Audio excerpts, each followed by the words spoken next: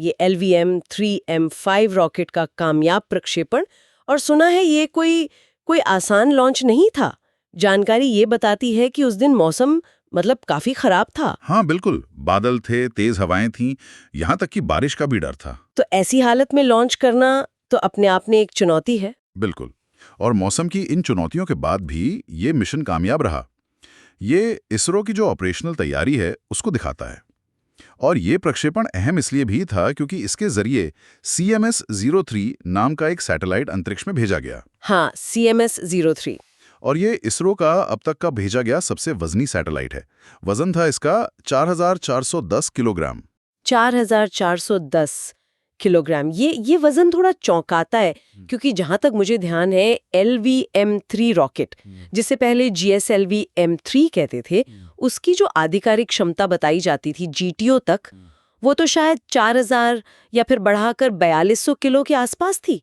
हाँ सही कहा आपने, आधिकारिक क्षमता लगभग 4200 किलोग्राम की ही है GDO के लिए। तो फिर ये अतिरिक्त वजन लगभग 200 किलो ज्यादा, ये कैसे मुमकिन हुआ?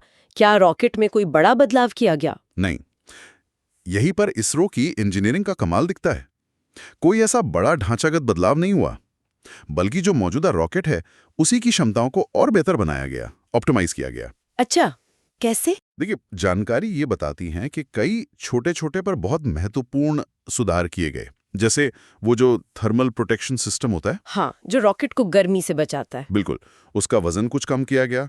देखिए, स्पेस लॉन्च में तो 1-1 ग्राम कीमती होता है। सही बात है। इसके अलावा जो C-25 क्रायोजेनिक स्टेज है, मतलब रॉकेट का सबसे ऊपरी और सबसे शक्तिशाली हिस्सा, हाँ, क्रायो स्टेज। उसका थ्रस्ट यानी कि धकेलने की ताकत, उसको थोड़ा सा बढ़ाया गया।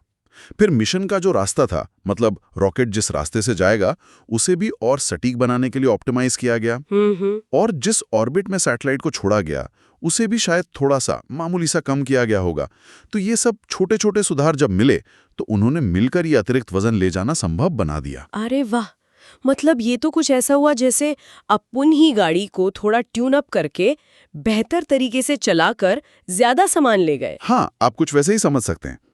और इसका असली महत्व जानते हैं क्या है? क्या? कि सैटेलाइट थोड़ा भारी था, हम्म। पर इसरो ने ये नहीं सोचा कि चलो किसी और देश के रॉकेट से लॉन्च करवा लेते हैं। हाँ, ये बात तो है। उन्होंने अपनी ही तकनीक, अपनी ही रॉकेट पर भरोसा किया और उसकी क्षमता को बढ़ाया।